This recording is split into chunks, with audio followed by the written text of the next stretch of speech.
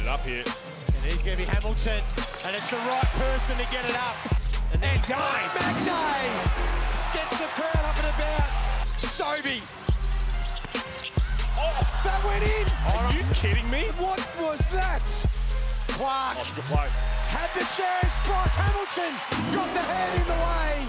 And the Tassie JackJumpers, with their backs against the wall, give their fans something to cheer about. A pair of teams bound for the postseason go head-to-head at John Cain Arena as South East Melbourne host Tasmania in the second leg of a Saturday night doubleheader. Tassie now short of a play-in spot. The Phoenix remain in the conversation at the pointy end. Nathan Sobey, fresh off inking and extension. What can he come up with tonight to try and lead the Phoenix? David Johnson, such a big part of things for Tasmania. Great to have you with us. Joel Peterson, Andrew Gaze, Damon Lowry and Felix von Hoff with you for the call. 3rd and 6th. The South East Melbourne Phoenix, after that big loss to Sydney, their biggest loss of the season, Damon, trying to regain some momentum. And that's what you want to have. You want to have momentum going into the playoffs. And they want to move up the ladder. They don't want to just sit there and finish 3rd. They know they want to run the table these last couple of games, try to get into a top 2 spot. It starts right here tonight against a team who's had some success against them. And Drew, we know that Tasmania will be in that play-in qualifier. It seems likely that it'll be Melbourne United that they face. There's a lot to play for the Phoenix, though. Yeah, that's true. And if you want to have a chance to get into that top 2, then you drop this one, it becomes very, very difficult. So it's an important outing there, and they've got to try and find a way to just not dismiss what took place against the Sydney Kings, but to learn from that and grow. And sometimes a little touch-up like that can really galvanise a team at the right end of the season. So if they can channel that in a positive way, it's one of those ones that they're hoping that it was some sort of blessing in disguise. But we spoke about Nathan Sobey, fresh off inking that 2-year contract extension. Big news for the South East Melbourne Phoenix, big news for their fans, and for a man who's been in the thick of the MVP conversation all season long, Drewy, this is very much well-deserved. I did not see this coming this season from Nathan Sobey. I thought he had plenty of life left in him, there's no doubt about that. But the way in which he's been able to carry this team offensively, he's not only just putting big numbers on the scoreboard, but it's the timing of it all. In big moments, they're going to him and they're playing around him, and he's delivered this season in a big way. Yeah, you want a bounce-back game tonight for Josh Bannon. He's been critical over this season for Tasmania, Damon. With bodies going down left, right and centre, he has been the mainstay of this team. Look at those numbers. 19 points, 12 rebounds. John Brown III isn't the only JB in the building. Josh Bannon has been playing all NBL level type basketball. Inside, outside, his three-point shot has improved, and he's durable. He plays every game. With all the injuries they've had, they need somebody down low who can just kind of shoulder that load. So he's going to have his hands full tonight, but I'm expecting another double-double out of Josh. And of course, he'll go up against the other JB in John Brown III, who is right in the thick of the Defensive Player of the Year conversation. I had a chance to speak to him about that pre-game, and he's looking forward to the challenge of trying to handle this man who is a defensive weapon, unlike just about anyone in our competition, Andrew Gaze. No, and the versatility, we've seen some exceptional defenders over the years, but this guy thrives on it, and he's making defense sexy. We want to watch it. He's out there, he's getting some deflections, he can guard multiple positions and plays with great passion, and you can tell he's one of those guys, and you know, not everyone's like this, that just gets a great intrinsic reward from doing something good on the defensive end. Most of the time you feel like a lot of guys are ticking the box. We want to hear that net go swish, most guys, but he's just as happy to get a steal than he is to make a basket. And of course, the two coaches so much at the centre of it all tonight as well. Josh King, Scott Roth. This season series, Tassie actually lead at 2-1 across the course of the campaign. So South East Melbourne won in Launceston, Tassie won in Traralgon, and then the most recent game at My State Bank Arena. There you see those results throughout the course of the season. And Bryce Hamilton's led Tassie in scoring twice. He was their second leading scorer the next time. Of course, he's no longer with this team. They need to find a different answer. As a basketball fan, we all miss Bryce Hamilton. What a debut season he's had in the league. But it doesn't matter who lines up for the Tasmania JackJumpers because they have a system, they have a formula, they have a creed, JP. Them guys are going to come out and play the right way and defend the island. Defense travels. As long as they can keep this game below 90, they are a massive chance. That Southeast Melbourne starting lineup, the 14th time that this group has rolled out across the course of the season. They are 8 and 5, rolling out Sobey, Foxwell, Brown the third, Iwandu and Hunter as their starting group for the Tasmania JackJumpers. This a relatively new starting group, their 4th appearance as a starting 5. Campbell, Marshall, Johnson, Deng and Bannon. Tassie 2 and 1 with these 3 as their starters, having won both of their most recent games. Tassie assured of a postseason spot. South Melbourne with so much to play for. They're in their heartland duds tonight as they get us going on the offensive end. Geordie Hunter from the corner to open it up with a 3. Talk about a great start, Drewy. On the first possession, 2 passes and a wide open triple. That is a defensive breakdown that Scott Ross would not be happy about. Had a terrific season, Geordie Hunter, really expanding his repertoire and expanding the floor for this team, shooting over 42% from downtown as Johnson gets to his left hand in the lane. Well, they're really good in the backcourt and putting pressure on, but many times, like that is a relatively easy bucket that Josh King wouldn't be happy with that defensive effort. At 33, a couple of games ago against the New Zealand Breakers, did David Johnson. Nick Marshall with 31 last time out. Owen Foxwell opens his account with a triple. And just showing no ill effects of a slightly different week for him. Well, the stats don't lie. When you come out of 8 of 40, you know that they're going to level out at some point, and they've started here. A perfect 2 of 2. Majuk Deng from outside. They're lining it up at both ends. We got ourselves a shootout in a minute and 20 seconds. Majuk Deng with a nice 3-ball. Iwandu wide open. They can't go 3 for 3. Hunter on the follow, couldn't get it to go. And if the JackJumpers are going to be able to get this win, they got to do something about the O boards. The Phoenix are the best in the competition of crashing the offensive glass. They've just dominated that math equation all season, the Southeast Melbourne Phoenix. Brown helps force the takeaway. Sobey, a wild one to keep it in play for the Phoenix. Foxwell again from deep. That's offline, and both coaches, both of you two, have spoken about the need to control the tempo in this game. It's going to be a big factor. Well, right now the tempo is favoring the Southeast Melbourne Phoenix as DJT's went up no bueno. But Drew, I got a theory on the Southeast Melbourne Phoenix. Now, defensively, I wouldn't say outside of John Brown III that they are collectively as good defensively as he is individually. But what they have is a style that is so up and down. They'd say, okay, you might get a few easy buckets, but can you do it for 40 minutes? Yeah, that's right. And coaches will get to a point and say, what are we prepared to live with in order to get the best out of our group? And sometimes they live with some defensive stuff in the half court because they're in the lanes, they're up, they're trying to get steals. You don't lead the league in steals without gambling a little and having to sacrifice sometimes with a play like we saw a couple of possessions ago. They certainly create chaos on the defensive end, the Southeast Melbourne Phoenix. 4th in defensive efficiency across the course of the season, the 2nd most efficient offense. Number 1 in pace, Tassie number 10 in that statistic. Tiger Campbell misses the 2nd free throw, ties us up at 6. 3rd and 6th on the Mitsubishi Motors ladder, these two teams.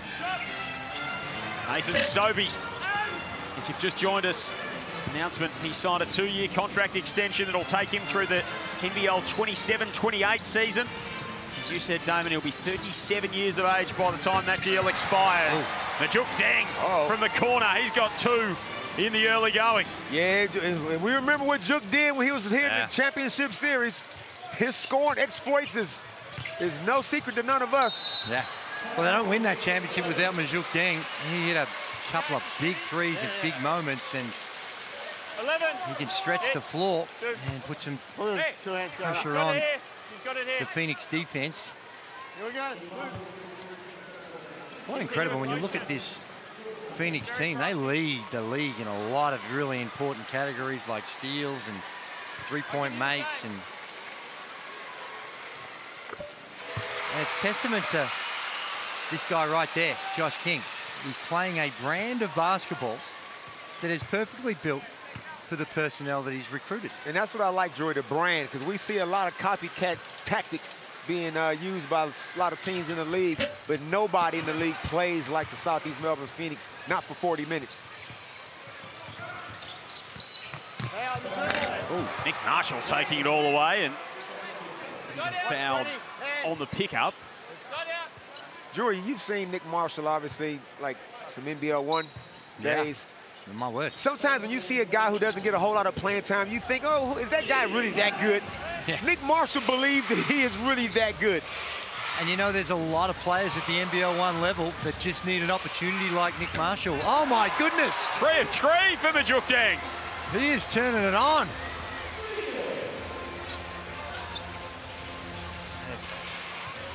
Tasmania high in his time in Tasmania with 28 points a couple of games ago against the Cairns Taibans. Sobey can't finish inside. Tassie by 5 in the early going here. They've won 4 of their past 5 in this building. Dang offloads to Bannon. The JackJumpers are jumping early.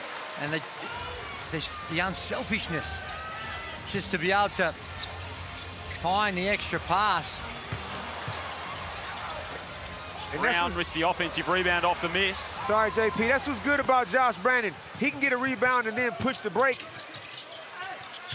And then put it on the floor. Toss it inside. Majukdang with another. He's got 11 points on 4 of 4 shooting. And the Tasmania JackJumpers have sprinted out to a 16-7 lead. It's just beautiful basketball by the JackJumpers. They're getting it done at both ends. When you're watching this game, I'm really impressed with the work that Nick Marshall's doing on the defensive end on Nathan Sobey. So 16-7, Tangerine timeout, just over 4 minutes played in this opening term. We spoke pre-game about how important John Brown was going to be to this contest. He caught up with Felix before the tip. John Brown III, tensions overflowed in this building last time you were out. Are you going to roll that emotion through, or did you guys take a bit of a deep breath during the week? You got to take a deep breath. You know, emotions can get you killed at some point in time. Look at that. You see, that's crazy. Didn't even flinch. But, yeah, you know, we got to keep level heads. It's a roller coaster. You know, you just got to weather the storm. What about Tassie? They're dealing with a lot of injuries, undermanned, but you're new to this league this year, but a lot of times they come out and they play like they're the best team in the league when they've got their backs against the wall. Is that a fear for you guys? Not at all, not at all. We understand that. We understand the situation that they're in. We understand their team. Just because they're down some guys doesn't mean they're going to lay down and just let us come and win, so we just got to come and do what we have to do. Now, your GM of basketball is walking around with a massive scar on his face, and there's rumors that you've assaulted him. Is that true? No, I didn't. I just turned the ball over in practice. Unfortunately, he wasn't paying attention. Instead of watching the practice, he's on his phone and kind of nailed him in the snout. And it was a proper wind-up. This wasn't no regulation chest fight. From the hip, all my might. You know, Jordy Hunter cut when he wasn't supposed to. You got to stay still, sir. Yeah, I thought for sure I was going to get traded, but I'm still here. I'm here to stay. Thank you and good luck tonight. Thank you so much. And right on cue, there's John Brown scoring inside. What a personality he is. He's been great for the Southeast Melbourne Phoenix and for the competition so far this season. Maybe not optimal to you know, make your boss unhappy in that fashion, though. Simon Mitchell's probably on the phone talking to his agent, saying how much it's going to cost to keep him here for another couple years. Yeah, if it had been some of the other guys on the team, I might have been a little bit more nervous, but not for him. Is he Defensive Player of the Year? Yeah, I think so. Yeah, 100%. He's an international vice grip. This ain't the only country he's locked people up in. There he is, doing it with Wes Iwundu, making life very difficult for David Johnson. Jory, how infectious is it when you got one guy like that to seep through to the rest of the guys? Because if he's out there playing like that, if you do anything less than that, you got to stand out. No, it is, and I always think of what their practices must be like to make this part of their DNA. To get so consistent at it, you've got to do a lot of work at it, and Nathan Sobey just waltzes his way to the bucket. We'll talk about hard show, digging at the ball, putting ball pressure. They are able to execute that on a very consistent basis. Back-to-back buckets out of the timeout for the Phoenix. Offensive foul. Nick Marshall out of control, and Sobey draws the call. They completely missed Majukdang. He had Nathan Sobey on him. He hasn't missed his shot as we check the Amy replay. Nick Marshall penetrating, and Sobey was standing right there. Nick Marshall got to keep his eyes up because Juk is hotter than the surface of the sun right now. 4 of 4 for Majuk Deng. Sobey from outside. Majuk Deng's got 11 points in the game. The Southeast Melbourne Phoenix have 11 points. Kept alive by Awandu. Sobey probing, waiting for things to unfold. Drops it off to Brown, who smokes the layup. No, he didn't. He's rubbing his hands like a slip, but he got caught between, do I flush this or do I lay it in? And he just squirted out of his hand. That looked like a foul, a late call. White 33. And Majuk Deng carried on a little bit, but it was a very late call. Here it is. He goes up wanting to flush it. Oh, he should have dunked it too. He was high enough. Well, that's kind of like when you trip on the footpath and then you look down as if something was wrong with the footpath. It was all you. Yes. Wide open. Juk is in an absolute mood right now. He's relishing this opportunity, Drew. If you got Will Magney out there and Bryce Hamilton, yes, they are a better team. But there's some guys that goes, oh, what, we need somebody to step up? Yeah. Let me do that, please. Josh Bannon is in that same category, I think. He's always going to be a really steady, really high-level player. But with a couple of guys out, just further demands the ball. They go to him a little bit more. And the productivity, particularly in the last 5 games, those numbers, 19 and 12 almost, spectacular numbers across the last 5 games. 2, 3, and 2 for Bannon so far tonight.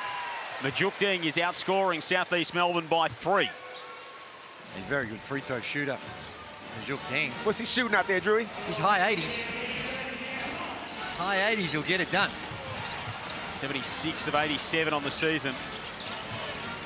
Glover from the corner. Ooh, bang. That's like a free throw for him. Angus from the corner with the stare down triple. And Drew, I could have swore he came off a shuffle cut. Did have a lot of shuffle cut about it. Majuk Deng putting it on the floor, taking it inside. He's a one-man wrecking crew at the moment. JP, I demand to know Juk's career high. We on paces. John Brown III in transition. They took maybe 3 seconds, Drewy, to go the length of the floor and get another layup. Yeah, make or miss, they want to run and put enormous pressure on. Malik Lewis goes to the bench mumbling because he's just been Majuk Denged. He's been juked. Career high 30 for Majuk Deng Damon. He had 28 a couple of weeks ago against the Cairns Taipans. John Brown III at the line. Of course, all roads lead to the Gold Coast. We had the preview a little bit earlier. It was a very good game indeed. Adelaide, New Zealand. 400,000 up for grabs on the Gold Coast. Feb 22. Get your tickets by scanning the QR code on screen. Oh, my goodness. Oh. Tiger Campbell just waltzing all the way up the lane. That is a layup, JP, that you're making, that I'm making, Scott Roth is making. That's just some terrible defense and transition. But, Drew, this is what I'm saying. I think the Phoenix almost encouraged that just so they can get up and down, kick it ahead. Majuk Deng up ahead again. Well, you know what happened is Malik Lewis came out because he was playing some suboptimal defense, and then he saw just a complete and wide open layup, and he said, well, yours is not as lousy as what I've just seen. Get back in there.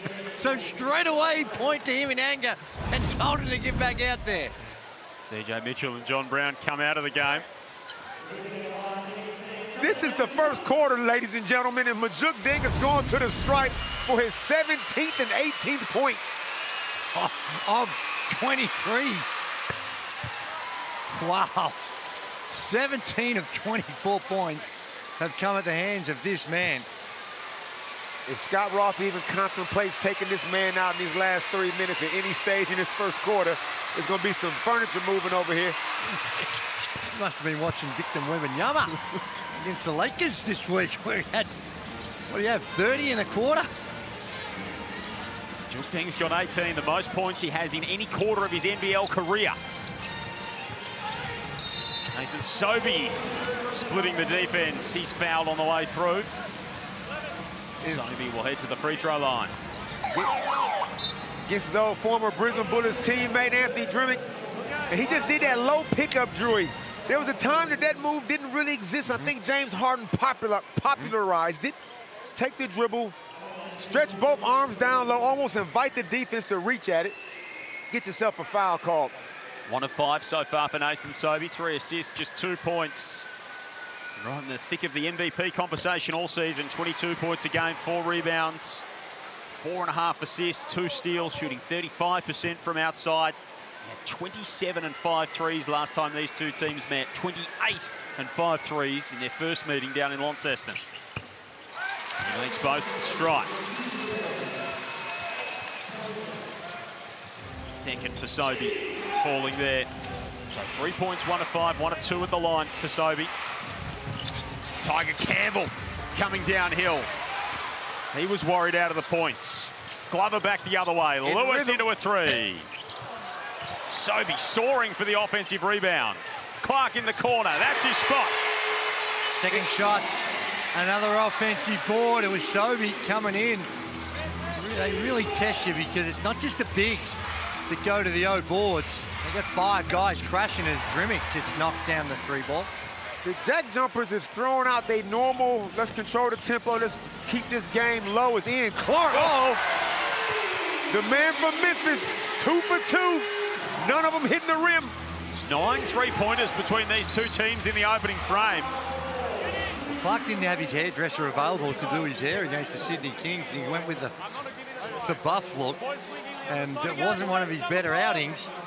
He's got the hairdresser back and his jump shot's back. So he's saying he shoots better with the braids, not with the fro. Are we talking correlation or causation there, do you reckon? I'm telling you, it has a real impact. Even for someone like me who's follically challenged at the best of times, when things aren't going right, you're looking for a new look, and sometimes a haircut can just give you that psychological boost that things are going to be different. Did you ever consider the braids across your storied career? Unfortunately, I did not have enough to be able to experiment with that. That would have been quite something. There's still time. There's still time. 30 plays 23, 2 minutes remaining in this opening term. High scoring opening quarter it's been, particularly from the JackJumpers. 9 of 11 from the field. Glover was waiting for it. It didn't get to him. Geordie Hunter pushes home 2. That's smart basketball by a veteran, Ian Clark. He's on a heater, hit 2 for 2, but he saw the switch and the mismatch, went inside to Geordie Hunter. Got an easier, high percentage bucket. Now 4 of 5 from outside, 9 of 11 from the field. This is, although they trail it by 5, at 30 to 25 with 1:40 remaining, this is right in the Southeast Melbourne Phoenix sweet spot. So this has been nice and spectacular by the JackJumpers, but is it sustainable given the way they play? And that's what we're talking about, Drewy. Every teams have tried to run with them. They don't always work out so good. Ding's got 18. Brody Nunn rises up. He can't hit. Glover with the rebound. Clark's got a couple of threes in this opening term. Why not another? Why not another? And I'm talking about it's not even coming close to hitting the rim, Drewy. That is as pure a jump shot as you're going to see. It's in rhythm. There's no hesitation. It's like throwing a marble through a hula hoop from Ian Clark. Anthony Grimmick can't hit. Josh Bannon's there on the follow. Juk is looking at Nick Stoddard like, hey, man, I got to get that one. Don't be swinging the ball when I'm this hot. I haven't missed. Only twice all season have Tassie scored more points in a quarter than the 32 they've got so far, and there's still time. They lead by 4. Just over 40 seconds remaining in this high-octane opening term. Sobey hanging and hitting. It is showtime on this Saturday night. 12 seconds shot to game clock here for Nick Stoddard. Good pocket pass. What an opening term he's had. Geordie Hunter doesn't like the call. And Majuk Deng just composing himself on the hardwood. He has 18 points. He is 5 of 5 from the field, 5 of 5 at the free throw line. And he has got the chance to add a couple more here. Incredible. Great pass by Nick Stoddard. And I'm telling you, Drewy, I would sub Juk out after he makes these 2 free throws so he can have 20 seconds of rest because I'm starting him the second quarter. Yeah, you want to milk this as long as you possibly can because you've got 18 of the 32. And when you look out there right now, you look at what's on the floor, Bannon and him, they're the main scoring threat. Strimmick can help out, but it's not like they're flush with scoring options like a lot of other teams. I've always felt that the Majuk was one of those guys, a few guys in the league that can score from every level, and I feel like there's no one-on-one matchup for him. You forget how tall he is. He got a mid-range J, a post-up game, three-point game. Just so multifaceted on the offensive end. Only Jordan Crawford and Majuk Deng have scored 20 points in a quarter in JackJumpers history. Oh, the original president, JC. So he's in exalted company as far as the Tassie JackJumpers are concerned. Glover off to Aliir, hammers it home. Back to a two-point game. They almost forced the turnover. Whistle from Chris Reed. Time might have expired before it all. So that will do us in this opening term. A tremendous start from both of these teams. Tassie's highest scoring quarter of the season. The Phoenix right there with them. 2-point ball game at the end of one.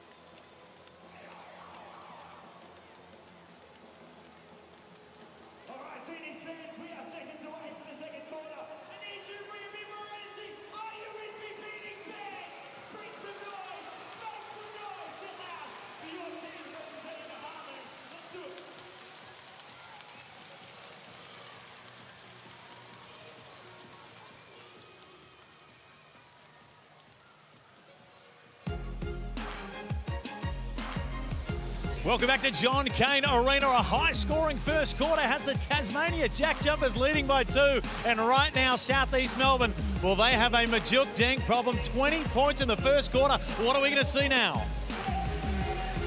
Majuk Deng's hoping we see a lot more of that, Felix. 5 of 5, 3 of 3 in that opening term. Ian Clark with a couple of triples as well. But the story is very much about this man, Damon Lowry and Andrew Gaze. Yeah, it's all about the Jukster. He's in a jukey mood, and I'm glad that Scott Ross starting him for this second quarter. He is feeling himself and hoping his team continue to go to him because this is going to be a career night. Are you telling me Juk's got him shook? Oh, gee. I knew I'd lose him on that one. I knew I'd lose him on that one, Drew. No, I'm still with you. I'm still with you, but not some of your sharpness, but I'm still with you. I mean, it's a low bar. It is a low bar. It's only the second quarter. No, but this is... Aliir comes into the game. Now, he's been playing second fiddle to DJ Mitchell, who's taken his minutes.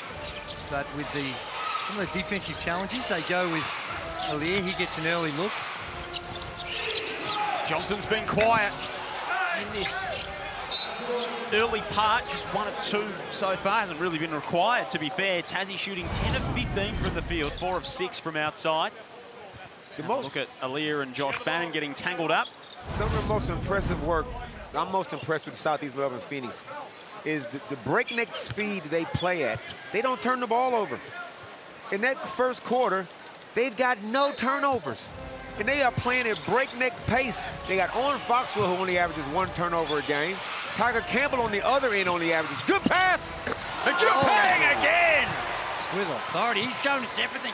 Shown us the dunk, the 3-ball, around the basket, the free throw, he's doing it all. He's got 22, his career high is 30. He's well and truly on track. And this is a repeat of what we saw with Nick Marshall last week, who started 9 of 9 on his way to 31.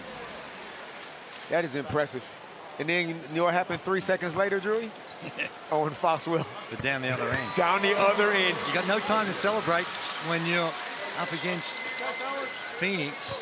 And your point is really valid. To the way that Phoenix played, only turn the ball over on average 10 times a game. They're second last in that category, which is a good thing to be second last. With the Sydney Kings as Glover splashes the 3. They are on fire. 7 of 13 from the 3-point line. Tassie 4 of 6 at the other end, so these two teams combined 11 of 19 from outside. It is very good going early on here. Second leg of a Saturday night doubleheader after New Zealand took Adelaide the distance in the earlier game. The 36ers prevailing. And this Southeast Melbourne team, fair to say, was pretty attuned to that result earlier on because, of course, a loss for Adelaide and a win for Southeast Melbourne would have meant that they returned to the top of the table. They were trying to tell us that they weren't interested, but the amount of times they came over and asked for a score update suggested that they were very keen to know what was going on. And that's all members of the Southeast Melbourne Phoenix organisation as Angus Glover knocks that one in. Speaking of a guy with one of the best strokes in the league, Danny Glover, nothing but net. 3 of 3 from outside. Angus Glover, the only 3 attempts he's had so far. Now they come down and he's the ultimate heat check player. Can they get him another look? He might pull from there. He will, and he'll hit it! That was down the moment it left his hand. Angus Glover with a big hit. And the Southeast Melbourne Phoenix have absolutely exploded to start their second term. This was always set up for Angus too, Drewy. Foxwell was patient, waiting for Angus to come off that little pin down. Nothing but cash. I'm telling you, teams think they want this smoke, Drewy. You don't want to do this for 40 minutes. And how different it looks just by making threes just last week. 8 of 40 from the 3-point line, and you think the whole thing's broken. And then they've come out 9 of 15, and some of the prettiest basketball you'll want to watch. 42-36. They have scored 10 points in a minute and a half. Now, they want this thing in the hundreds, and I feel like the JackJumpers, because they know they're solid in the 6th spot, they probably throw out their traditional, let's slow this thing down, let's make it a grind. They probably thought, you know what the hell, let's have some fun. Let's see if we can beat them at their own game. But it's going to end badly for them, I feel, if they continue that process, Drewy. No, there's no doubt about that, because they've proven that this is not new to the Southeast Melbourne Phoenix, but this pace is not normal for the JackJumpers. And yes, they get that flurry from Majuk Deng, but like when we said it was 25 to 30 and the Phoenix are down, the style and the tempo was right in their sweet spot, and they eventually wear you down. And you spoke about whether this is sustainable for the JackJumpers. They've scored 100 points 3 times all season. Southeast Melbourne have done it 17. There you go. So this is a regular habit for this Phoenix team. Not quite the JackJumpers the way that they want it at the moment. It's not on their terms. Southeast Melbourne by 6 early second quarter. Campbell's a wild pass there. Iwundu takes it away. That's Tigers 1 turnover for the game. And long bodies, when they hard show on the on-ball screen, it's hard for the little fellas to pass out of it because of the length. Scored the last 10 in the game. Angus Glover was trying to go 5 of 5. He misses that one. Johnson with the rebound. Hit ahead pass to Trimmick. There it is. Put it into the half court. Send the double. 22 for Majuk Deng. He's 6 of 6. Johnson from deep. That's offline. Glover with the rebounds. He's got 12 to lead Southeast Melbourne in scoring. And Owen Foxwell tosses that one away. My 2 point guards, Drewy. Yeah. These 2 guys, Foxwell and Tiger Campbell, take care of the ball better than any other guard in the league. Both averaging 1 turnover, and they both just got it in the second quarter, so. And that was just a bad decision. He's tried to pass it too early. You got to should have dribbled that ball below the free throw line, got a better angle for that post up. Juk Ding has missed his first field goal of the evening. Bannon called for a push on the rebounds. Ketchali has come in and had an impact. Sometimes you can just get lucky, be in the game at the right time, but he's actually come on, and what he's doing on the defensive end, on the glass, being in the right spot offensively, he's had an impact. Played extended minutes at different times this year. And Iwundu hits another one. Where's Iwundu? 3 points for him. He's got 2 rebounds as well. Pass. They now lead by 9. David Johnson cuts that back. Drew, you got to appreciate this. This is some three-point shooting on both teams. Where's Iwundu on one end? 5 seconds later, another 3-ball goes down. Iwundu again. Oh, my God. They've got 10 threes. 11, excuse me. 11 of 18. Yeah, you would appreciate it because they're going in. Oh, my. Oh, David Johnson tried to absolutely detonate at the rim. Couldn't stick it home. Tiger Campbell misses the 3. Who wants this 3? Take your pick. Foul underneath. Iwundu missed it. Good Lord. And it's just so beautiful when you look at his Johnson trying to throw one down and they catch him. No, sir. You're not coming in here. Great block by Alir, but the difference is we've got 50%, 5 of 10 from the JackJumpers and 61% from the Phoenix, 11 and 18. And it's just beautiful when the ball's dropping. Now Lewis. Don't forget about me. It's a 3-point shooting party. They are all invited. Malik Lewis rocks up, kicks the door down. And he wants to get onto the act as well. 51-39. Southeast Melbourne is 12 of 19 from outside. 5 to 19 in the quarter in favour of Phoenix. And this is just lights out shooting. You know, going through a hot spell when they got so many different individuals that can shoot the 3. 51 of 39. Of course, it is Valentine's Day. Kiss cam going on in the arena here as well. Always a little bit of fun. They didn't extract anything out of me and Pete Hawley last night. There's Birdman, your mate, Drewy. Caught with him pre-game. It's not quite what he did for Felix. Oh, Birdman's a little bit flustered after that. I don't know whether they're angling for the empty seat there or... Jeez, the cameraman's got to do a better job than that. There we go. That's not ideal. Better. That's a bit more like it. Nice. Birdman's back. Plenty of fun being had here at Valentine's Day Hoops at John Cain Arena. Have to be a little bit of a stitch-up being on the old kiss cam, wouldn't it? Come on now. I'd say that's a look of disinterest. And speaking of disinterest... Phoenix is all kissed out. He's looking around. It's an anyone or anything type situation for our man right now. Oh, gee. Well, he had a good crack on the Bachelor. And he missed out there. He went hard, didn't he, Drew?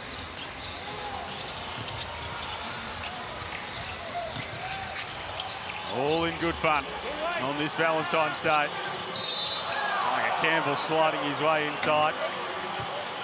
Southeast Melbourne Phoenix defense, they just speed you up.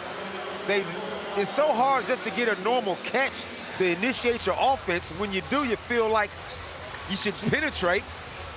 Then you end up dribbling into a bit of a wall. They scrambling. I would like to see them, Drew, just feature Josh Bannon on a deep post catch, not off the block where he can be double teamed, just to slow the tempo down and maybe get to the foul line. Yeah, for sure. And a lot of their action is coming off the dribble, and that's where they're getting in trouble because they're double team, hard showing and double teaming. Sometimes just a bit more motion without the on-ball screen. Let the ball do the work and some cutting action. Southeast Melbourne 51-39. 19-5 quarter thus far. Johnson trying to pull a couple back. Bannon goes to work on the glass and puts it back in. I mean, seriously, good luck to you scoring one-on-one on John Brown. Just good luck. And Josh Bannon, he's forced Josh to get catches so far off the box that he's not even getting shot attempts as Foxy gets into the key. They got 53 points and we've got 5.5 minutes to go in the second. Of course, they've had 124 twice so far this season, 123 on another occasion. They run the board up, this Southeast Melbourne Phoenix team, no doubt about that. They travel. Marshall up and down, no call. Johnson for three, got it. Wow, and maybe there was a deflection. It looked like Marshall threw the ball to himself. Good work if you can get it for Nick Marshall. Sobey tosses that one away. Tassie coming back the other way. Marshall goes behind the back for Campbell. Drimick down the lane, lays it home. Tassie happy to run after a stop or a oh my God. That's Sobey pulls the trigger and hits the target. That wasn't 2 seconds later. Now look at this. It's like, I know the NBA All-Star game's on this weekend, but gee, they're coming out and letting it fly. And Sobey here, great kick-ahead pass by Foxwell. And although it's a 10-point lead, it works both ways. They will give you a chance. There's going to be a lot of exchanges of the ball, and they're going to try and somehow fight through this white-hot period. 13 of 20 from the threes. They've had 32 field goal attempts. 20 of them are from the three-point line. When you've made 13, why not? Keep getting them up. Glover trying to toss it inside. Bannon got a piece of it. Glover has another go with a dangerous one and tosses that away. We heard Josh King say in the pregame, Drury, if we get an open shot in 6 seconds, we're taking it. Well, why not when you like this in particular? Right, fastest pace in the league, this Southeast Melbourne team. Tiger Campbell trying to muscle his way inside. Clark with the rebounds. Good pass. Lewis with a flush. These are the fastest of fast breaks. I'm talking about 4 seconds or less to get from one end to the other and get a layup. And they reward those that run. It's hard to keep encouraging players to run like Malik Lewis did then if you don't get it every now and again. Marshall with the corner catch. Can't knock it down. Majuk Deng on the glass, puts it home. 24 for Majuk Deng on 7 of 8 shooting. Drury, this might sound outrageous, but I might just go into a zone if I'm Tassie, just to see it. Oh. I mean, look how many threes they've made against your man and how they fast breaking so easily. Yeah, I think you're less accountable on the D-trans, and right now D-trans is a problem. They're just chipping away, though. They're only 8 points down. And if they can just find a way to hang in there, they surely can't keep shooting like this. And there's an offensive foul, illegal stream, that time by Brown. 4 turnovers in this term for Southeast Melbourne. They average 12 made threes per game to lead the league. They've already got 13. And it doesn't matter who he subs in. You take out one three-point shooter, that's okay, because another one's coming in. It's like all them agents in the Matrix movie. They all the same. Shoot just under 35% from three. The Southeast Melbourne Phoenix. It's not like they're lighting it up. It's not like their defense is at a level where they'd be content. Yes, on the on balls and on the screens, they've done a pretty good job, but in the half court, it's not like they've been setting it on fire. They've given up 52 to their 58. They remind me of that Adelaide 36er team with Brett Maher and Darnell Mee and Kevin Brooks and Paul Reeves. Their offense was their defense. They said, we can score 120. We don't know if you can. Southeast Melbourne by 6, 2:41 remaining. Of course, you can play Beat the Coach and go head-to-head against our man Damon Lowry in the NBL's official fantasy game. $10,000 end-of-season prize draw, $5,000 cash and a $5,000 Choice Hotels voucher. If you beat him, you get an entry. Pick, play, win. Supercoach.com.au or scan that QR code on screen to beat the coach. Now, how are you going this week? I'm vulnerable this week. I'm compromised. My man Dave O'Hickey is my captain. He did not have one of his better games against the Kings. In a what could only be termed as an absolute spifflication. That's exactly what it was. I like it.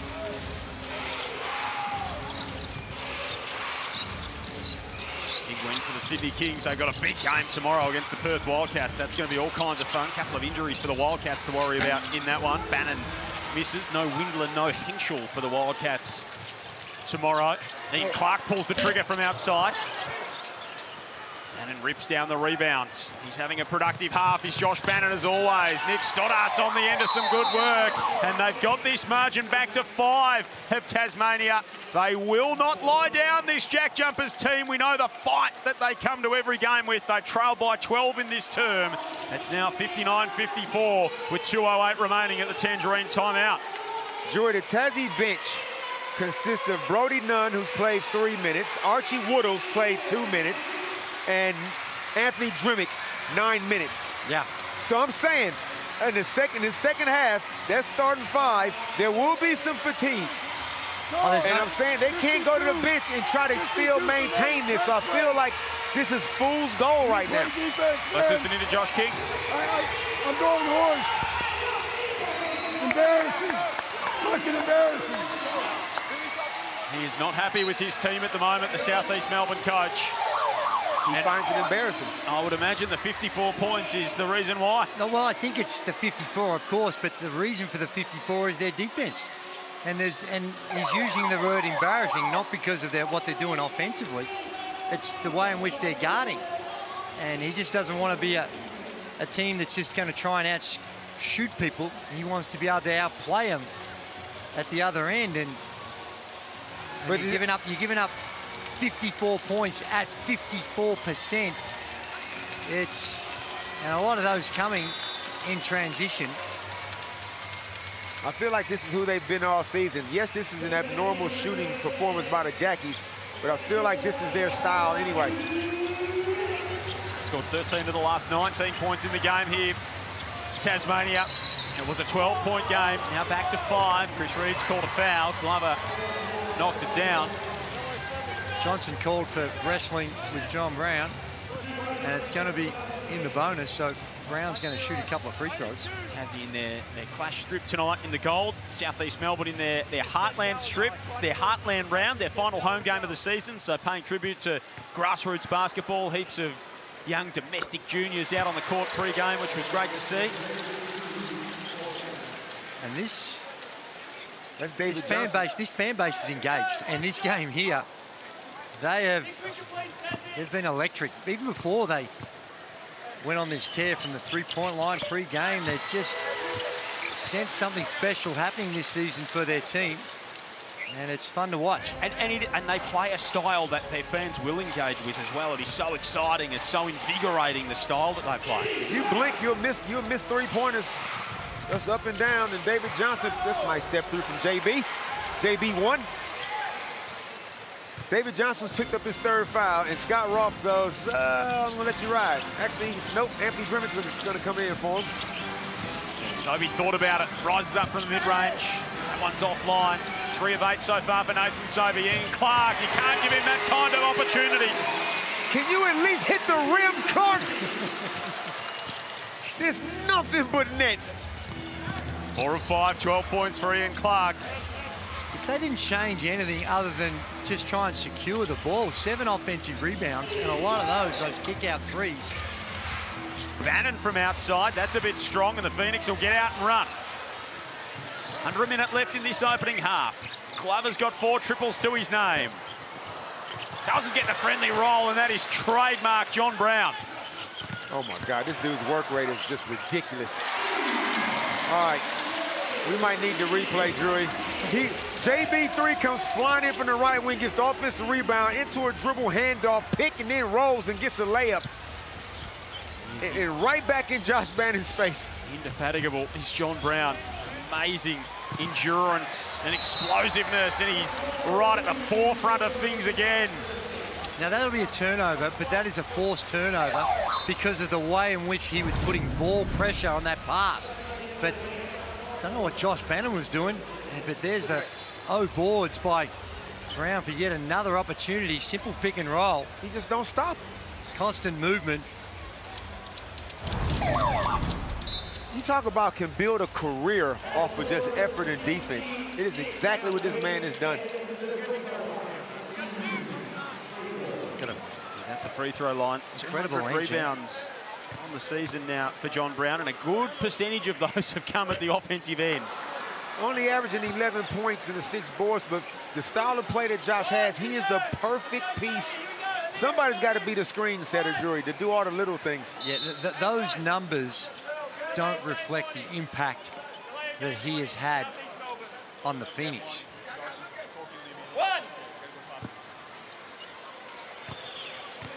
So he's had 2 offensive rebounds tonight for his 200th. Of his 200 rebounds this season, 115 have been at the offensive end. Wow. It's just absurd.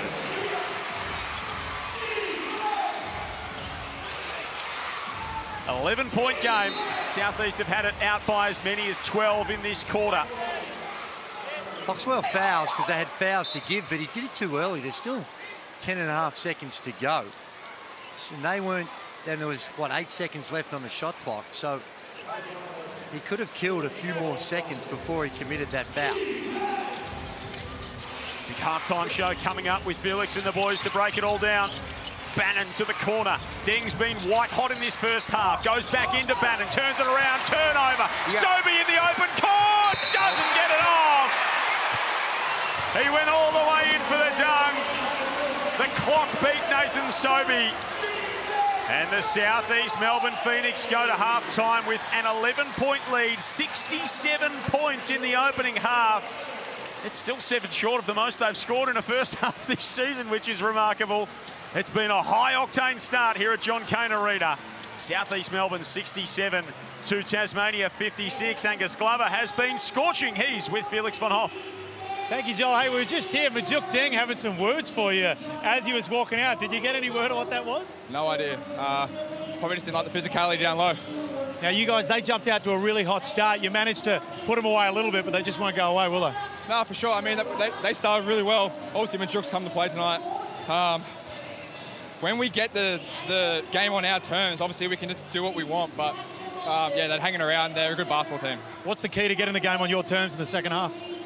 Get consistent stops. I think like too many straight line drives. Obviously, Majuk's killing us right now. Just rotation, second and third efforts, and then limiting them to one shot. Perfect. Thanks, mate. Good luck in the second half. Well, left hanging for another one there. Second half, we're going to wrap it up on the other side of this. 67-56, the way of the Phoenix.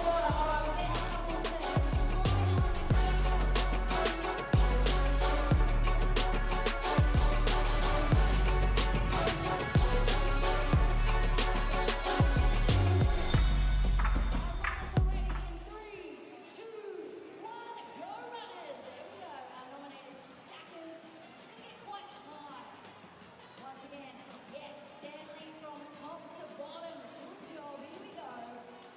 We are looking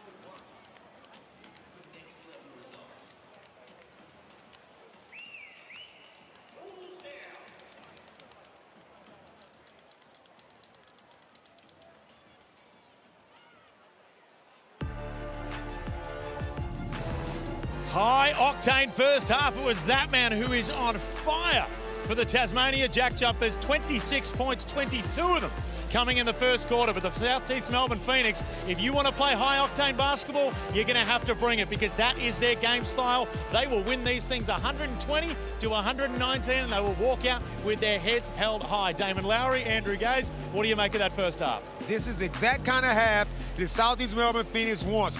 You think you want this smoke. You really don't. This is fool's gold. I know 56 points look good. It probably feels good, but you're down by 11. It is not sustainable. They don't have the bodies or the style to keep up with this. Southeast Melbourne Phoenix just keep coming at you. They take off 2 3-point shooters, no problem. They just put on another 2. They will play this way for all of eternity if you don't do something different. Well, 67 points is the most the JackJumpers have ever given up. That beats the 64 they gave up in a half last season against the Perth Wildcats, and it's just been a blistering, white-hot Southeast Melbourne Phoenix from the three-point line. And Majuk Deng, we thought this is going to be a real special night for him with those 20 points. It still might be, because if they're going to win, he's going to have to come up big. But fatigue, as we spoke about, could be a factor.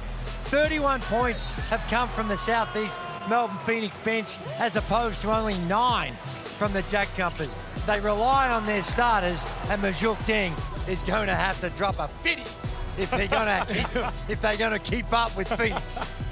Well, he's over halfway there, Drew. 26 points. Look at the Blackmores. Blackmores ain't never had a shot chart like this in the first half. 8 or 9 from the field, all 7 free throws down. I said to you once, Felix, and you laughed at me. I said, Majuk Deng is unguardable. He's one of those guys that's one-on-one. He's got the complete package. Now let's see if he can come out and get another 15 to 20 in the second half. He was certainly unguardable in the first quarter. They looked to get a little bit of a wrap on him in that second, but the good news for Southeast Melbourne is he's having a career night, but they're still leading this one by 11. It is, and 11 you think under normal circumstances is a pretty sizable lead, but given the amount of exchanges of the ball, if they can get a few shots, and if we saw the Phoenix against Sydney, if they go off the boil from the three-point line, then they're going to give the JackJumpers an opportunity. Now, that's easier said than done when you've given them a nice, healthy, encouraging, confidence-building 67 points in the first half, but things can change quickly when you're playing at this pace. Now, I don't want to be a snitch from what we hear behind the scenes, but as Majuk Deng was heading off court, he had some words for Angus Glover, so we'd have to look back on the highlights to see what happens, but there could be a little bit of bad blood heading into this second half. But you know what? That's all coming up next, not far away. 67 to 56, Southeast Melbourne with a strong lead.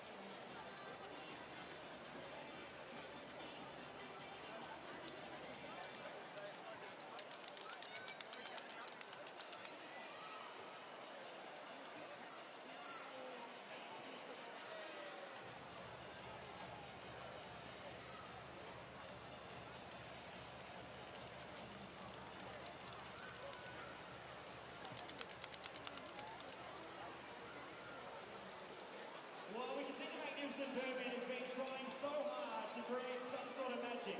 He's trying to make people disappear, make people appear. He tells me he's got someone special here today that we're all going to love. So Birdman, the magnificent Birdman, it's over to you. Let's see what he's got. We're going to bring up the magic sheet here, Birdman. Let's see if he can make someone special appear today. Play a track and let's hear it. Who we got? Anyone special? Oh, it's Nick, the Wizard Watson of the whole world. Putting love in the building today. We're going to be so happy here. I'm going to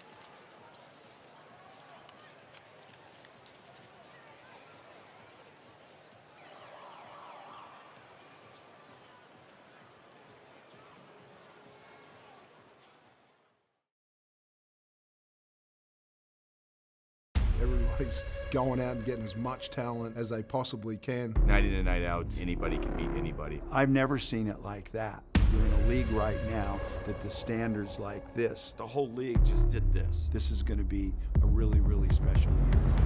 He's returned to MyState Bank Arena. Doyle winds the clock down. Here is Milton. Doyle's moment. That's why they brought him here, Andrew. This man, Kendrick Davis, looking very comfortable in purple. Wow. Hold on to your hats. And McGee welcomes himself to the league. For the first time ever, an NBA team will step foot on an Australian court. Tonight is history in the making for Australian basketball. Here we go to the Ignite Cup Wednesday night hoops. Ignite Day, and I'm loving it. He is a one-man wrecking crew, Bryce Cotton. Same story, different jersey. 53 points. Jack McVeigh, 47 points for that man. Marshall working hard from close range. Oh, knocks it down. Right on the buzzer. Oh, wide open. Pepper. Open lob. Edwards gets after it. Walker for the win. Melbourne United's undefeated streak is about to come to an end. Sydney are the streak slayers. Bryce Cotton's return game has been historic. A tremendous comeback. They take to the lead, Adelaide. It doesn't go. Adelaide have won it. They have stalled their way back in and stolen the game. It's first against second. Adelaide 36ers stamp their authority at the top of the NBL ladder. The Sydney Kings, they have just made a statement. The Sydney Kings are back in business. More despair for United. And all of a sudden, little brother is all grown up. That is a big, big win. Jordy Hunter with the lefty punch. RAC Arena roars. Perth take a massive scalp. Beware the Wildcats. The Tasmania JackJumpers continue to cling on to that final play-in position. Still got a pulse. This is remarkable. We could watch this all night long. Melbourne United return to the winners list. What a basketball game. Wow. A genuine contender. This is going to be tight. What a story. Welcome to the NBL. Oh, what a roller coaster it's been across the course of the season. It's been a wild old ride. NBL 26, and there's still a few twists and turns to come. An 11-point lead here at halftime. Southeast Melbourne Phoenix over Tasmania JackJumpers. A little bit of spice in this one too. We alluded to it at halftime. Majuk Deng and Angus Glover having a little exchange on the way to the locker room at halftime as well. Let's take a look here. Just look in the corner of the camera. Majuk Deng just barking a few things at Angus Glover. You sure he wasn't talking to Felix? Who laughs it off. I mean, he may have been. He may have been, but Glove didn't look all that bothered by what went on there. But maybe a little bit of tension between these two teams. A little bit of jeopardy for this evening's contest is what we like. Joel Peterson, Damon Lowry, Andrew Gaze and Felix von Hoff with you. Second leg of a Saturday night doubleheader after Adelaide narrowly eked out a 3-point win over New Zealand earlier tonight. Geordie Hunter tries to open us up with the hook shot. Can't get it going. Scored the opening bucket of the game, a 3 in the corner. Can't get the second half started there. Wow. And a foul on Geordie Hunter, who was well off the ball. Yeah, tangled up with Josh Bannon on the way down the floor. No malice. He was just trying to armbar. I could see it, just trying to absolutely not a whole lot in it. Jordy, top 2 nicest guys in the league. He wouldn't do anything dirty. Top 2? Who's top 1? Maybe top 3. Who's he in there with? Give me a minute. All right, you were just going off the top of your dome. Who's some nice guys? You didn't expect a bit of accountability on that one, did you, mate? He just thought, well, if I go, I'll just slide this one through. Give it a little bit of room. Have a look at this. See, there now, not a whole lot in it at all. It was on Majuk Deng. Just a regular foul. Just checking things over to see what had occurred there. So just a common foul. Geordie Hunter's third. He's the lone Phoenix player with 3 fouls. Johnson and Marshall each have 3 for Tassie as we start this second half. Bannon on the offensive end. Tried to flip that one home. Majuk Deng going for 2 more. Tried to tip it home. 2 more will give him an equal Tasmania best. 4 more for an equal career best, Majuk Deng. And John Brown III went to him initially, but then there was a screen set and they switching everything. As here we go. But why? See, I don't understand why Bannon, you don't show they're white hot from the 3-point line. Make them beat you in a different way. 15 of 25. 60% shooting from outside the Southeast Melbourne Phoenix. Good pass. Bannon's at a lefty push shot, doesn't fall. Gathers it up off the offensive glass. Marshall's been quiet, hasn't scored, Damon. Got to get going. Bannon coming, rolling in. Deng can't corral that offensive rebound again, and the Phoenix are sprinting up the floor in their inimitable style. Iwundu can't hit that time. Hunter turned into trouble. He was fouled by Campbell. And because they play so fast, Drewy, and shoot those shots so quick in transition, it's hard to then box out. Guys are just running in, getting offensive rebounds. Yeah. And it's just, it's a recipe for disaster if you play these guys fast. I would like to see them come down, take 15 seconds off the shot clock, turn down a couple shots if you have to, just to make them spend some time on D. We'll certainly turn down the semi-contested ones and move the man, move the ball. But it's been a long time since we've seen a team so consistent at running the floor like the Phoenix. You almost got to go back to the Joey Wright Adelaide 36er coach teams when he and Jerome Randall and they were getting out and running. 72 points thus far. They lead by a game high 16, having stitched together 5 unanswered since the break. Campbell's got 3 fouls, offloads to Bannon. That one doesn't fall. Josh Bannon's just not having his kind of quarter thus far. 5 of 12 from the field, 10 points, 8 rebounds, 3 assists. Iwundu rises up, he can't hit. Deng taps it off the glass, falls out to Sobey. Goes to the reverse and scoops it home. The Phoenix can literally play a whole game with a 14-second shot clock. Yeah, absolutely, no problems there whatsoever.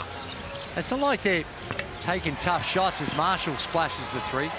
But what it does also is your mindset when you're the JackJumpers. We saw Josh Bannon miss a couple that he'd normally make, but you know your defense is not holding, so it puts so much pressure on your offense because you know they're just going to be running it down your throat. And it's just a combination of the real pressure from the defense as well as the pressure of keeping the scoreboard ticking over because you can't get stops. Iwundu puts it on the floor. Brown on the who claims a body in a big way. That is a vicious slam from Geordie Hunter. The lefty cuff down the guts, assist JB 3. That is up there with what we've seen this season. Put that in the Menenga files for dunk of the season. Almost got another opportunity there. Well, it certainly had the anger, the Amy replay coming down with the left. He saw an opening, takes off, and it's Josh Bannon. Welcome to your Instagram moment. Jordy gets subbed out for his trouble. That's what you get for embarrassing people in front of all these people. Yeah, this is getting to a critical stage now for the JackJumpers. They gotta somehow keep this in that round. That how, Drewy? Well, 2 ways. One is I think what you're saying, just be a little bit more selective on the offensive end and try and do a better job on the O boards when you miss to take away the early outlet pass. Marshall's up ahead in transition, gets the reverse and one. Gee, wow. Didn't look like a lot of contact. Didn't look like any contact from this angle. Wes Iwundu's a bit perplexed about that. Goes and has a chat. Josh King's thinking about a challenge. I wouldn't challenge because not going to. It's one of those ones I don't think should have been called, but you're not going to win You're a not challenge. going to win it, yeah. It ain't worth it. You got the 15-point lead. You got the pace. This is the only time you can slow the Phoenix down is to make them stand there at the free throw line.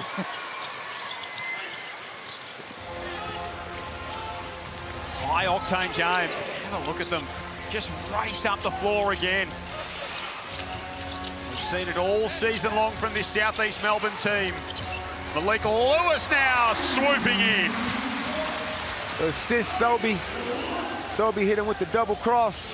Got into the key, dropped it off to Malik for 2, and Nick Marshall right back at you, but watch this. 5, 4. It's 7 straight points now for Marshall, who's getting things going. Hadn't scored before. He made the first. Aliir takes it all the way to the top. It's almost like the JackJumpers need to pick their poison. Let's take something away. Let's be overcommitted and guard the three-point line and give up something around the rim, or the opposite. But right now they're getting beaten both ways. Juk Ding hasn't scored in this term, still with 26 on 8 of 10 shooting. He gets a look now. Equal Tasmania high of 28 points for Juk Ding. I just can't see how Tasmania win this game at this pace. I just can't see it. But what I do want to see is a 40-piece from Juk. Lewis stepping through, pushes that one home. And Drew, it's got to be demoralizing if you're a jack jump. You based everything, your whole identity around defense, and just to watch yourself give up these many points with such ease, it's got to be demoralizing. Campbell tosses it down low. Bannon thumps that one down. So that's an example. Nick Marshall, there's nothing wrong in isolation with that shot. Wide open, but there was 15 seconds still left on the shot clock, and it's a 3-ball that, if they don't get the O boards, Phoenix are just exploding out of it. Aliir misses. Glover getting set to check into the game. Stoddart has reinforcements for Tasmania. Drimmick with the little baby hook. That falls. That's a no pass offense that got you a layup. And that's what Josh King will be driving nuts in. There's another layup. And one to come. Aliir fouled on the way through. You can't even get your defense set, Drury. Well, that time there was really no excuse. It was a semi-walk-up by Sobey, but the overplay on Aliir trying to take away the elbow catch. Simple backdoor and a terrific pass by Sobey. 4 fouls now on Tiger Campbell. 84-70, Tangerine timeout, 4:43. Of course, awards season is approaching. All NBL first team and second team, a big part of the discussions. We want to get your thoughts on who you've selected, you two. Damon, we're going to start with your teams first that you've selected, and you're ruminating over these. Right. Well, you need to know this about me. I value winning more than anything. So my first team is comprised of the top 5 teams. Nathan Sobey, Kendrick Davis, and Bryce, no-brainers. Christian Doolittle, Perth Wildcats are sitting 4th. Milton Doyle leading the Melbourne United in scoring. They're 5th. My first team is all winners. Second team, a little bit more open, but I got JLA in there. Zylan, JB3, JaVale just because he's dominant. You got anyone smaller than 6'8" in your second team? I thought you were the president of the Little Big Man Society. Have you traded your colours or something? I put one guy in there who wasn't winning, and that was JaVale. What about you, Drewy? Yeah, well, I've been a little bit more objective and gone about it in a way that's, perhaps not just looking at the team results, because this is, I know it's a team selection, but it's based on individuals, so you can see a little bit more balance. But my second team is too stacked with bigs. Mike Wells has come out after that Adelaide result and basically said MVP's a wrap. Bryce Cotton should have it in the bag. Now, of course, he's going to say that. He has to say that. 42 in a win, played 40 minutes. Does it move the needle a great amount, what he did this afternoon? Nope, not for me, because I'm going with the best player on the best team. As Nick Marshall hits the corner 3. If the Adelaide 36ers finishes on top, Bryce is an MVP for me. If Sydney Kings finish on top, it's Kendrick Davis. That's just how I live. To say as well does that need to be stopped? He turns around and blows a kiss to the bench. It's Valentine's Day. It's in good spirits. I don't think we need to give a guy on the tap of the shoulder. You can get away with, you can get away with it today, certainly. Ian Clark from outside, that one's short. Aliir hustles after the rebound. Now a jump ball for Sobey. Sobey goes and gets it and lays it home. We saw Sobey go down the middle with 2 hands. I thought we might have got something similar. He's got 8 assists as well, Nathan Sobey, so he's doing it in a variety of different ways. Marshall misses that one. Josh Bannon almost with a double-double at the other end, 12 and 9. Sobey pulls up in rhythm. That one's offline. Clark will get the rebound. Toss it back to Sobey. Tried to whip it into Alier, and it's off a foot. Well, was it intentional? Like, if someone throws it on your foot, it's only if you've stuck your foot out. Exactly. That should be play on. He didn't kick it. I didn't see it. Maybe there might have been a little flinch with a leg, perhaps. Sobey, Clark, Alier, Glover and Lewis out there at the moment. Malik lays that one in, coming off a great round across the course of the last round. Malik Lewis, 13, 10 and 6 against New Zealand, 10 and 5 against the Kings. He's got 11 in this one on 5 of 6 shooting. Tassie never needs to double team the ball. Just don't, you either got to play your drop D or switch it, show and recover. Do not double team the ball. The team is full of shooters. So no Southeast Melbourne player has more than 12. There are 5 Southeast Melbourne players that have either 12 points or 11 points. They have 7 double-digit scorers on the season. It's just such a balanced lineup. You can't key on anybody. That's what's going to make them tough once the playoffs start. So he's got 28. Equal Tasmania high for him. He's only surpassed that once in his career. Marshall's got 11. All of them have come in this turn. Bannon's got 12. Can't keep a hold of the pass there. Big Josh Bannon. Another example that you were talking about in that first half where they just get rushed for no apparent reason. And that was just a poor entry pass to the box.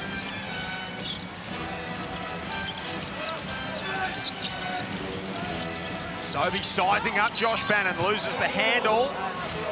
Foul on the play.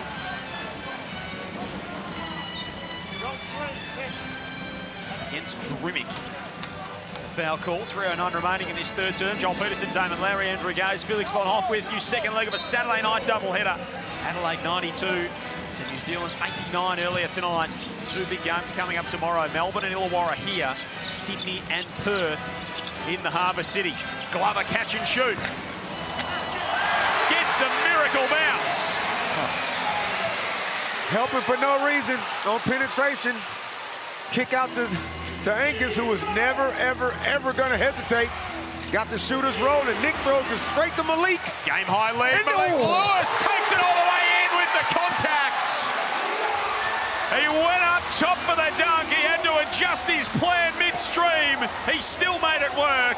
Southeast out by a game high 21 with one to come.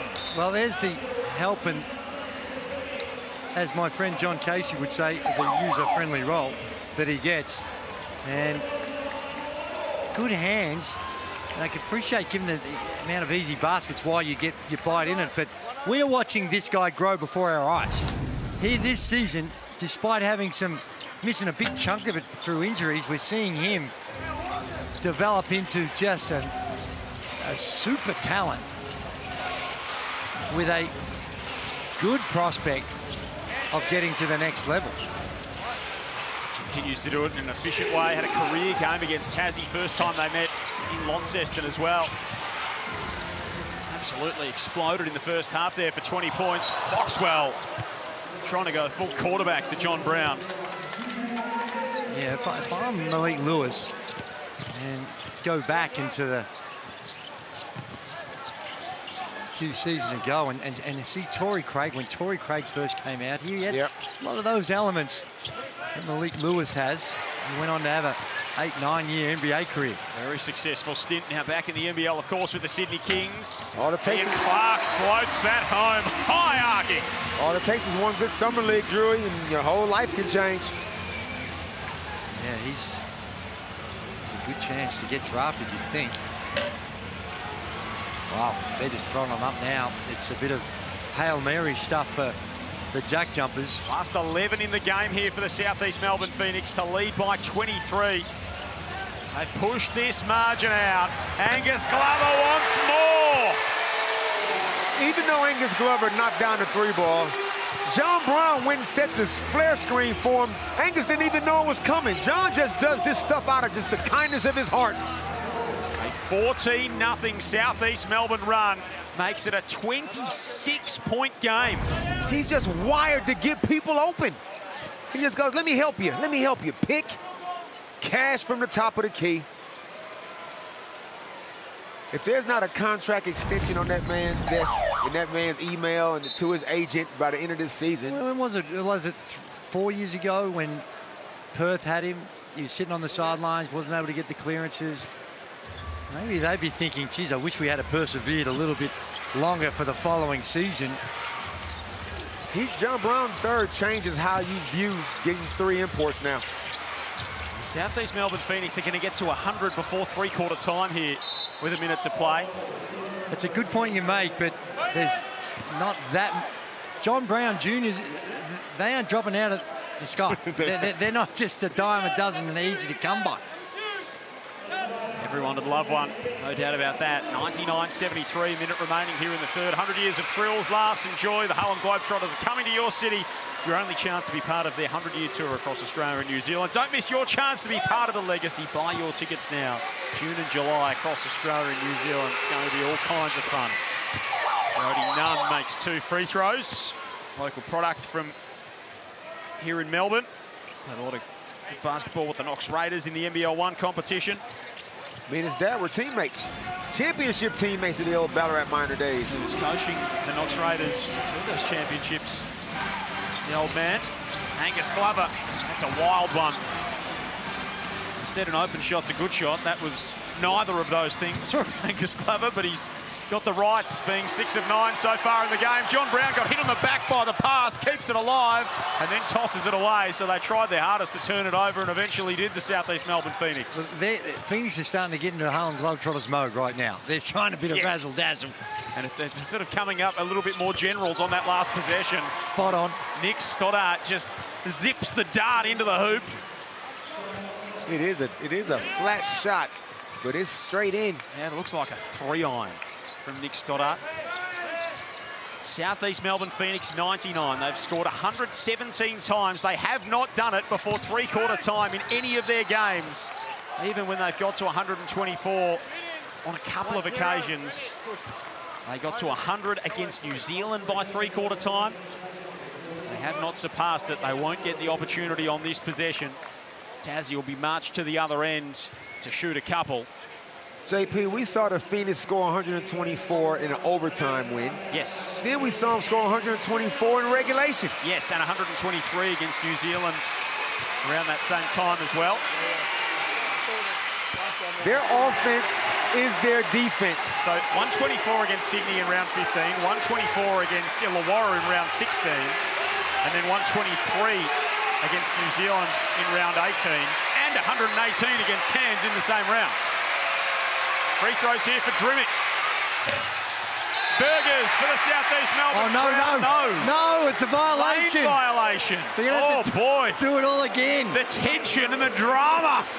It builds. They can taste the cheeseburger. It was in their mouths. There's salivation around this stadium right now. Mouths are watering. Take it away from them. Anthony Drimmick's eyes might be watering. Oh, he's a cruel man. It's Valentine's Day, for God's sake, Anthony. Foxwell for 3 to end the quarter. Got it! How do you like that? From Owen Foxwell. The Southeast Melbourne Phoenix with 102 points in 3 quarters. They get there off the back of this from Foxwell. 18 made threes, up by 23, and we've still got a quarter of fun to come. They taking the P155, Drewy.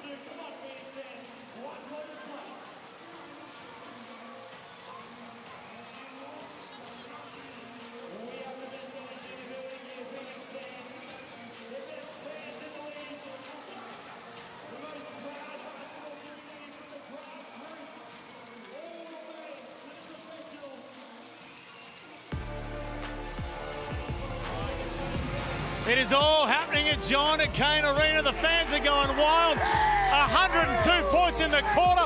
Foxwell at the buzzer. Southeast Melbourne are putting on a show. They say Melbourne United's the big boy in town, but Southeast Melbourne have got a long way to van just that. Final quarter coming up now. Thank you, Felix. I'm just glad that his date didn't stand him up after all that. Very good work. 102.79. Thought he was a ventriloquist. It's the highest three-quarter time score of any team in the competition this season. They had the previous one at 100 against, as you mentioned, against New Zealand, but 102 at three-quarter time. It's wild. This is sort of 48-minute 1998 type scoring going on. Right in your wheelhouse, my man. Where's I one do for three? That one's offline. It's ridiculous stuff. From Imagine what they would do at a 48-minute game, Drewy. This team in that era. Yeah, it's quite extraordinary when you look at the numbers. They've already taken 36 three-point field goal attempts. Now, they've made 18 of them, so why not let it fly? But we're on track for all times attempts if they really hurried up. Franchise record for the Phoenix, you see on your screen, 124 twice this season. Biggest score Tassie's ever given up, 116. Guess who it was? The Southeast Melbourne Phoenix last season. Marshall can't hit the three. 102.81. Just going to get the floor cleaned up here, I think. And you know, and one thing about, you got to give Josh King so much credit, because why do they still give a damn? You're up about 21. Why are you still playing so hard on the defensive end? Well, you know, Drewy, we've seen teams and players take plays off when they know the game is over. But these guys playing is like the game just started. Yeah. Josh King is brought in from 1 to 12 for 40 minutes. That this is how we play, and it's clearly a fun way to play. It is when the ball's dropping. It's not so fun when you're 8 of 40 like it was last week, but it is when the ball's going through the net. 18 of 36 for the Southeast Melbourne Phoenix. Foxwell for another. That one's offline. Bumps into Nick Marshall. Tiger Campbell's up ahead. Majuk Deng in the corner. Double dribble. Double dribble. He dribbled. Surely. David Johnson misses the three ball. Nico, that was double A. Nico knows it. He's smirking. He's like, you got me. That last play, though, when Foxwell took the shot, oh my goodness, everyone's letting them fly within the first 6 seconds. But Foxwell shot it. Normally the shooter is the one that's going to be the protect the transition, but he shot it and followed it. And it's the reason why they get so many offensive boards. They have everyone just crash the boards. And yeah, you might give up a few opportunities like this, but across the checks and balances, they feel like it's going to go in their favour. Good hustle from Josh Bannon. Secured the rebound, put it back in. He's got 12, and if I make it 14 and 10 tonight with 3 assists, just continues to excel in this Tassie team. He seemed a good fit before the start of the season, Damon, and it has certainly borne fruits, his move to Tassie. You think about the imports, there was 2 other guys here. Before Ian Clark got here, before Wes Awundu got here, there was 2 other guys. And Josh King still made the move. Well, Brins didn't make it to the season. And they was in the top 4 when they made the decision to let Hunter go. And he's been tinkering with his offense to make sure everybody is his kind of guy. He's got them all on the same page at the moment. They're running up another big score. Sobey from the Kmart can't hit. It's going to go back in Tassie. Southeast haven't scored in this quarter. Drew, you know that how you got to try to hedge a little bit and help. Southeast Melbourne Phoenix makes you reevaluate your help defensive rules. Because if you help off anyone, they kick it, they're going to shoot the 3. The pressure is on you to guard your man one-on-one. Tiger Campbell picking up the handle, making a very crafty move inside, got fouled. They ask so many questions. In a lot of ways, this Southeast Melbourne Phoenix team are going to continue to throughout the postseason, of course. Still plenty to play out over this next week and a bit of basketball. You can predict the ladder win a Dream Hoops Pro system. Scan the QR code on screen. Set your picks, choose your margins, and explore how the ends of season standings could shake up for your team. QR code or NBL.com.au to jump on that ladder predictor. Get into full prognostication mode.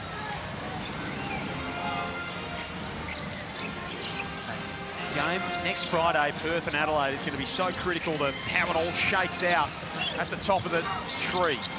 Tomorrow's going to be interesting too, tomorrow afternoon. Yeah, Phoenix got to hope that Adelaide can stumble. Percentage-wise, they've got an advantage over Adelaide, but they need Perth to get that win. Let's just say Phoenix Jury finishes third, so they play the home final against the fourth-place team, and then win, and then they chill into the semifinal. Well, that's right. We heard Josh King. If you go straight through, if you're in the top two, it's more than likely you're going to play. You're going to have 3 weeks between when you last played to your first semi-final game. So that's not easy in that time off. It's almost it's too long. Third ain't so bad. Third ain't so bad, provided you get the win. Provided you. Got to take care of business in a big way. Southeast still haven't scored in this term. John Brown changes that. And we get a timeout from Scott Roth. 104-86, 6.5 remaining in this one.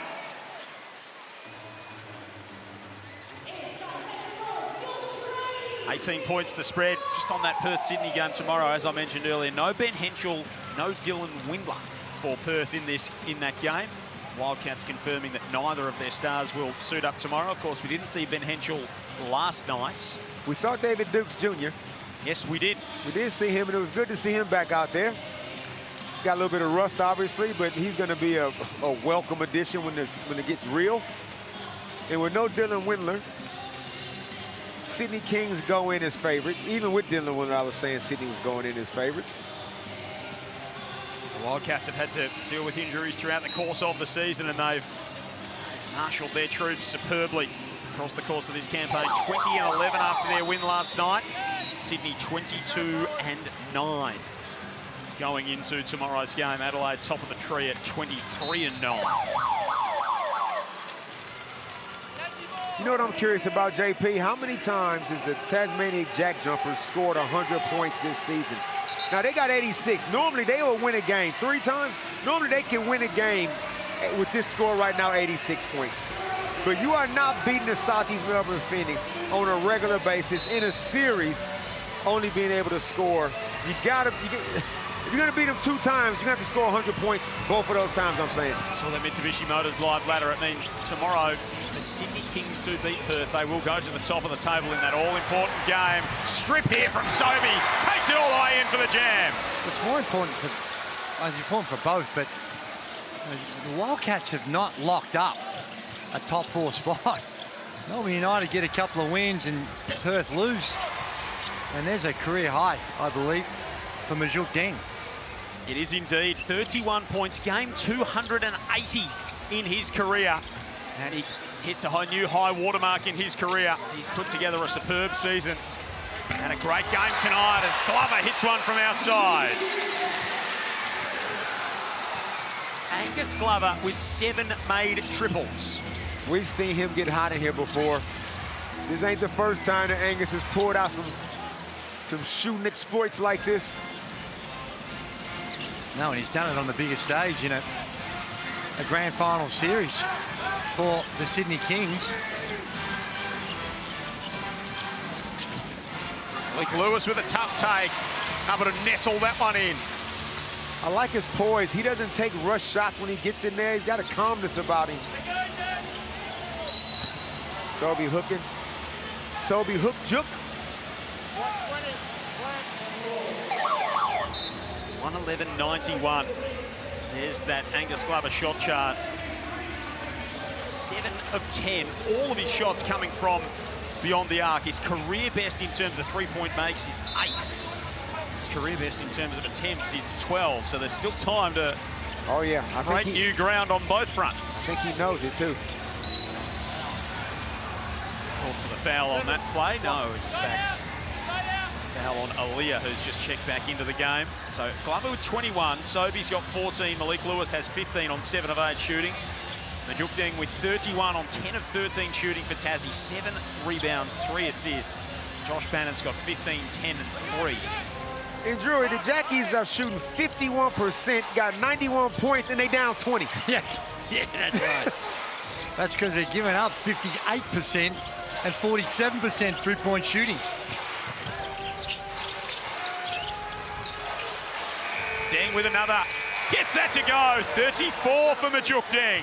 Come on, Juk. We need 6 more. He is the owner, Drew, one of the best shot fakes in the league.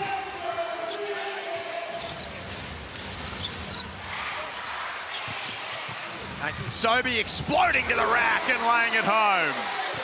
One of those days where you're just getting every roll. Deng was open. Johnson took it inside. Couldn't hit.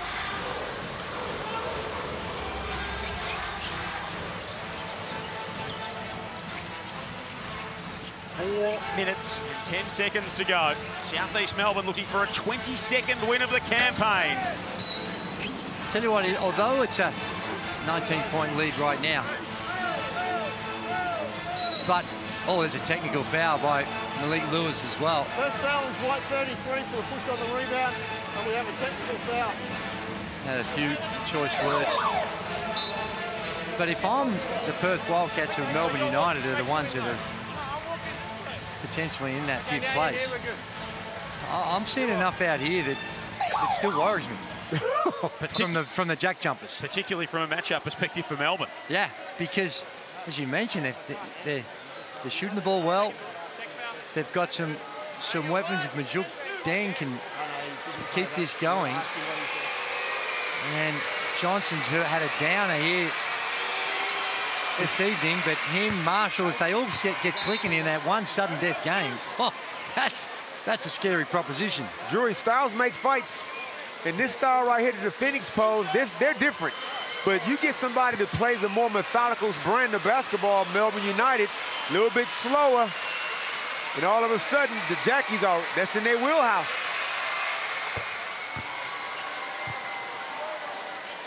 And I just realized probably for the first time how small Melbourne United are without Jesse Edwards on the floor. Yeah. When he plays 25 minutes a game, they are extremely small with no real interior scoring. Puts a lot of pressure on their perimeter shooting. And no rim protection either. No. Now, Krislovic does a great job. He's a warrior. He's won a championship. But not the same. He's a nice presence. guy. Just checking the scores here. Scoreboard in venue has 97 points. Tassie 96. Majuk's wasn't a 3, it was only a 2, so they've taken a bucket off. Well, not a bucket, they've taken a point off. Southeast with a discrepancy on their score as well. 112 plays 113. So Majukdeng with 36 points. That is an equal franchise high for any player in a Tasmania JackJumpers uniform. Josh Adams, Bryce Hamilton have both had 36 previously. In the 40-minute era. In a Tasmania JackJumpers uniform. Yeah, right. As opposed to a team from Tasmania. Okay. Geez, they're having all sorts of success with a simple pin down and a slip after the screen. That's 3 of them this quarter they've got for easy buckets. Alia's got 9, 5 and 5 in 12 minutes. He's been highly effective. Tiger Campbell splitting the defense, got foul on the way through. Foxwell called for the play. Tiger Campbell's handles are underrated, but not by me. It's low to the ground, but then once he gets his hips by you, you realize just how physical he plays. He wants to review it. Josh King wants to review it. He's going to take the timeout. Josh said it's the principle of the matter. We're up 19 with 3.5 minutes to go, but it's the principle of the matter. Big doubleheader tomorrow. Melbourne United, the Illawarra Hawks here. Melbourne trying to kick some life back into their season. No Shea Illy in that game for United, of course. He'll miss the rest of the regular season. United confirming, and no Dean Vickerman. He will be here, but he will not be coaching the team tomorrow. And then Sydney and Perth in the late game. What a crucial game that is in the run into the postseason. Coach's challenge. That's going to be successful. Yeah.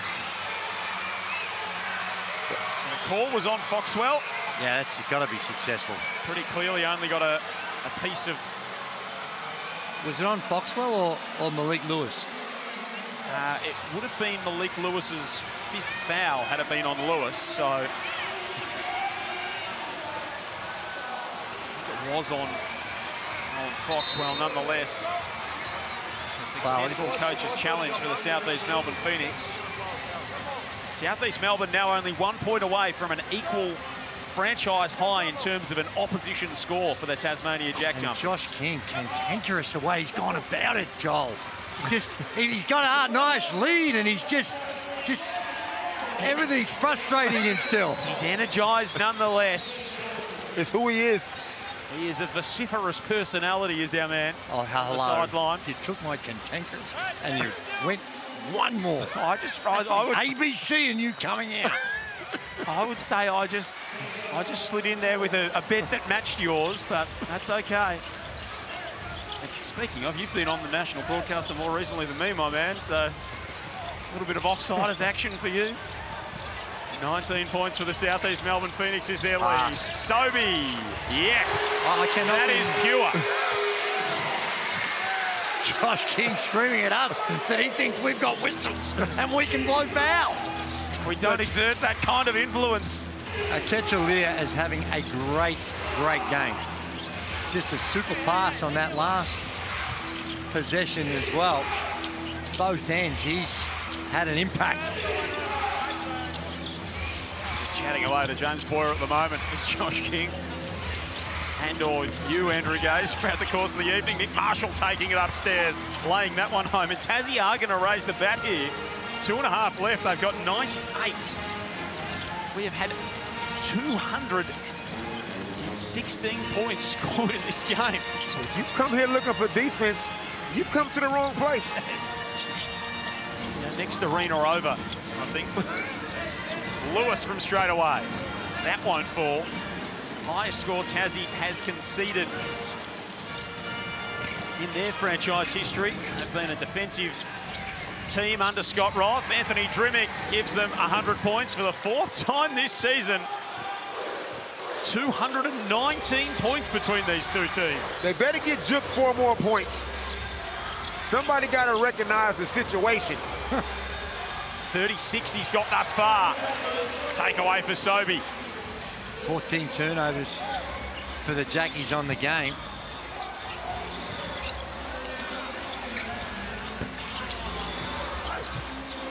Glover off the offensive glass, can't score. How does this South East Melbourne style stack up in the postseason, Utah? We know that postseason basketball is a little bit of a different proposition, but have you, I mean, over the course of the season, have we seen enough to think that this is a championship type style? Well, look at the Amy replay here. We see down low the pass. There finds a wide open Sobey, but I think it clearly with the way they play, they need to shoot the 3-ball well. I think their defense up the floor, the pressure they put on is outstanding and generates turnovers, and they can score from that as well. But if you can take the care of the ball against this team, like we saw with the Sydney Kings, their defense is a little vulnerable in the half court from what I've seen. It's extremely vulnerable. Look at the highest scores we've seen in this season so far. But every team in the league is, like you say, Joe, those top 5. I mean, that's outrageous. Got a mortgage on it, those two teams. But how many? If you're shooting 120 in a playoff game, you're winning 9 times out of 10. But how many teams can put up them kind of points? Sydney Kings can put up them kind of points. Yeah. Outside of that, everybody else, I don't see it. So I totally trust the Phoenix style. And even if they don't make 23s, even if they make 12 of them, they're going to get a whole bunch of layups, free throws. They're going to get a bunch of stuff. They're going to get that scoreboard ticking over one way or the other.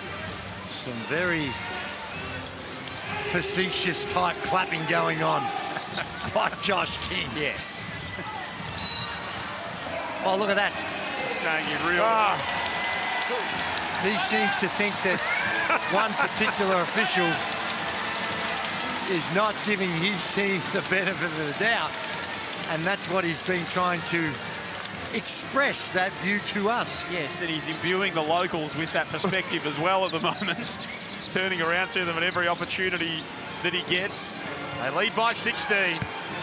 Sobey can't hit. Nathan Sobey tonight, 19 points, 8 of 19, 2 of 10 from outside, 9 assists, 4 rebounds. So closing on Get up, Brody! double. Brody Nunn pushes that one home. I happen to have on good authority that Brody Nunn can dunk. Okay. Is there a trampoline involved?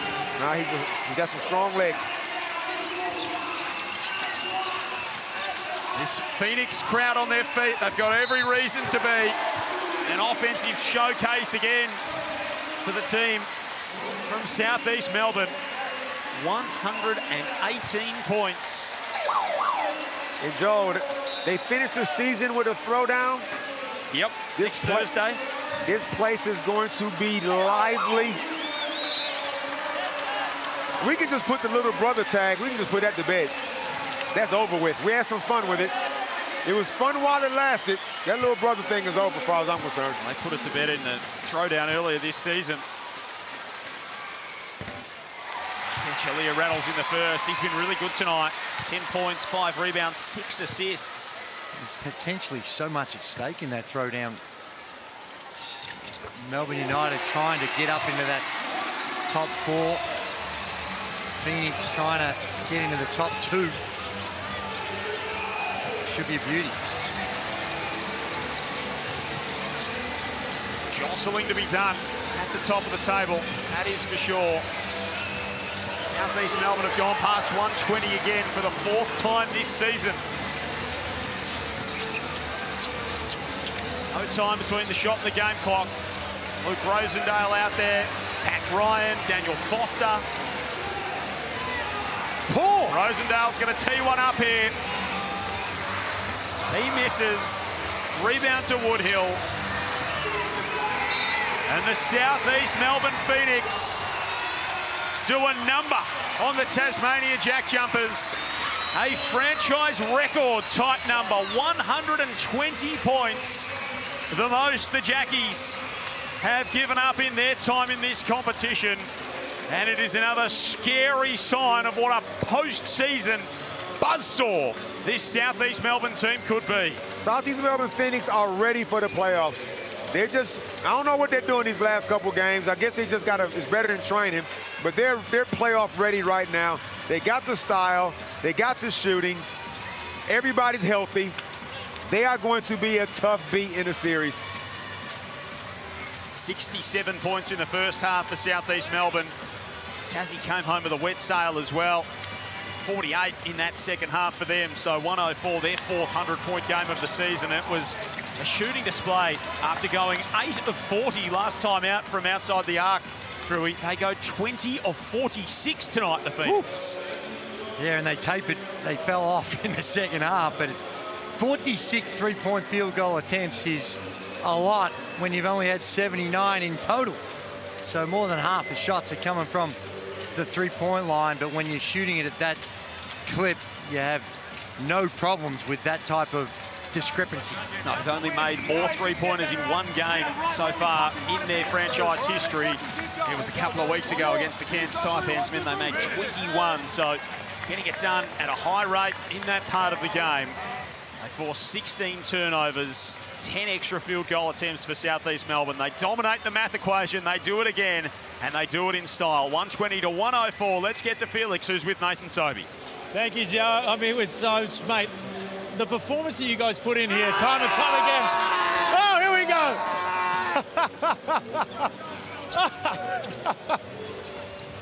Wait. What you guys do in this arena, because not only do you guys throw up 120, the fans get to see that, but you let other teams throw up 104, so you could be the most entertaining style of basketball in the league right now. Yeah, I mean, I don't think we're playing the best on the defensive end of the floor right now, so we got to tighten up a few things there, but we made some shots tonight, so that's always going to help. How important was bouncing back after the second half that you guys had against the Kings to come out and do this, especially in the second half?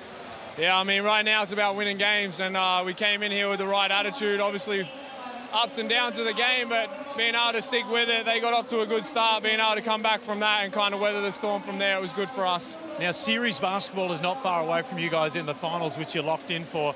Do you think that you guys play a style of basketball that is really advantageous for a team to have to beat you guys 3-4 times? Yeah, I mean, I think that's the way we want to build our brand and identity. Is every game against us is going to be tough, but like I said, we've got to do a way better job on the defensive end if we're going to push at that time of the year. And congrats, mate. You've signed on for 2 years. They announced it in the stadium, and the natives were restless. They started going crazy. 2 more years with the Phoenix. Yeah, I mean, it's good to be home. Victoria, home state. Great coaching staff, great bunch of blokes. Couldn't be happy to stick around. Nice. Well, you go back in there and you work on that Josh King signature and enjoy the win. Big win for the Southeast Melbourne Phoenix as they march closer and closer to the finals. 120 to 104. We'll wrap it up on the other side of this.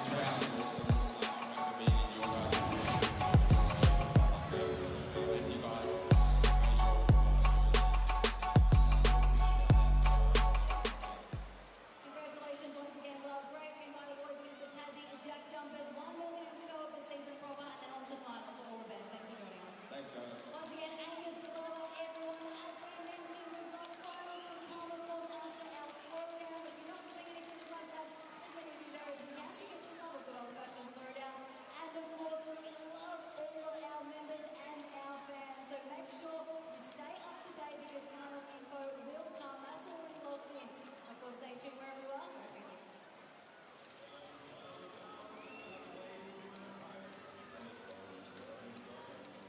Make sure you get your votes out and scan who you would like to vote for your go-to player of the game. And register your interest for finals tickets. So for all of our fans out there, of course our members, you'll be notified accordingly. But fans out there who are not a member, get your phones out, scan the QR code. We want your details so we can inform you about all of that finals information and ticketing information as soon as we know it. We will pass it on to our members and fans. Once again, we want as many of you along to the final series as possible, so scan that QR code now. And of course, we are crowning our MVP. Make sure you're there. Tickets are still available for Friday, the 20th of February. Make sure you head to forwardhospitality.senphoenix.com.au for more information and to purchase tickets. We'd love to have as many of you there as we can for the inaugural Phoenix MVP Awards. We'll see you there.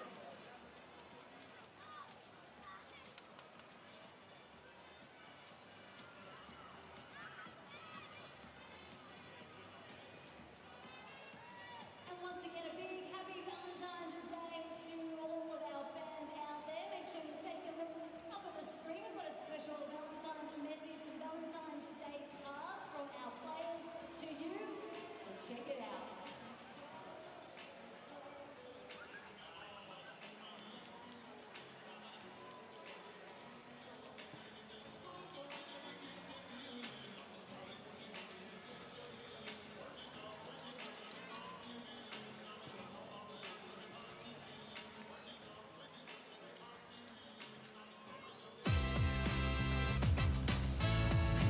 The Phoenix continue to roll in their quest for a top 2 finish. It was a valiant effort from the JackJumpers. They tried to play the style of basketball from the Phoenix, and that is a dangerous game, as you mentioned. At halftime, Damon Lowry led by Majuk Deng with 36 points.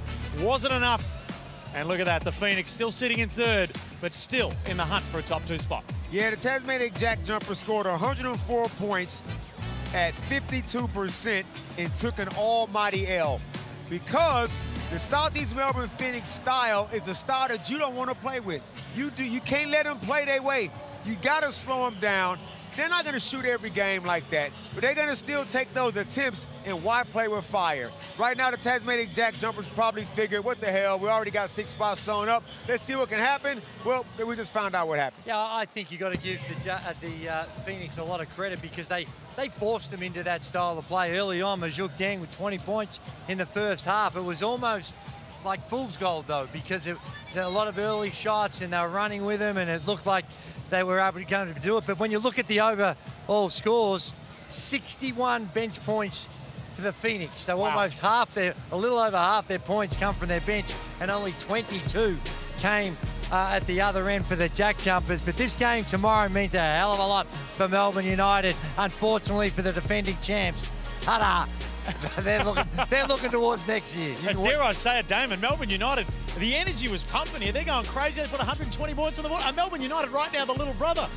I'll tell you what, they're not the little brother, the Phoenix, but the Kings and the Wildcats, that's the game right there. But with no Dylan Windler, no Benny Hinchell, the Sydney Kings going to come in there, and they got their eyes firmly on first place. And if they get first place, they're going to be chanting KD for MVP. There was Mike Wells said in his presser afterwards that it is definitely the MVP going to Bryce Cotton. We still reckon it's a wide open race, but Kendrick Davis would probably be wanting to have a good game. Yeah, he's a beauty, and it's going to be, I think the last couple of games are going to go a long way to see who gets those votes. Well, it was Southeast Melbourne, Geordie Hunter going upstairs. The boys getting fired up. The season is nearing its end. Finals basketball not far away. Plenty more to go this round. Thanks for tuning in, and happy Valentine's Day.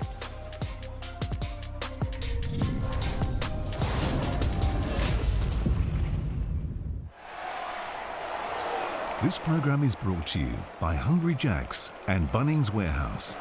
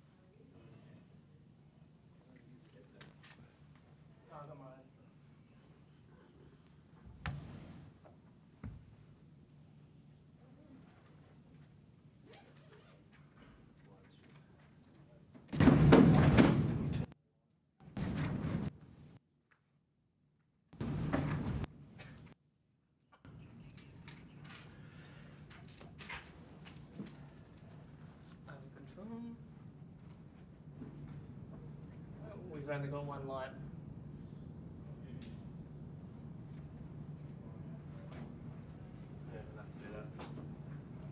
We've only got one light.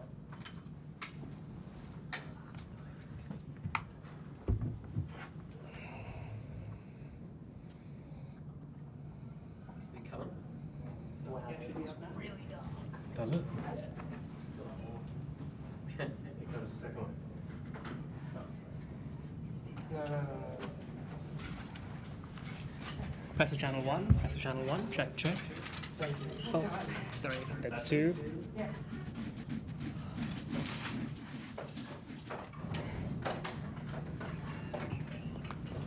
The other one. Press for mic, other one. This should be channel 1.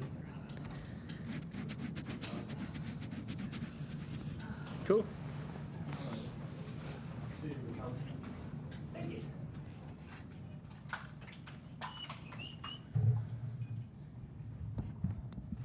Hey, Corbin, just so you know, mate, we sort of signed off on this with one, because that's what we had. Okay, But anyway, we'll rush this in, that's okay. I did check with Cisco, and he said we need 2 right. He did say, initially he said to me, just use the one and get close to you, that's all.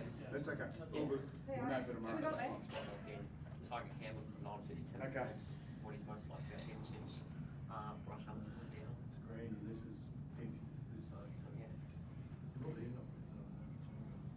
10 points, 9 assists. And 3 Right, you're good. We'll leave them all here, mate. Yeah, it's just hard because there's spot. There's a spot. Yeah, they're all spots. Yeah, Yeah. definitely. Yeah.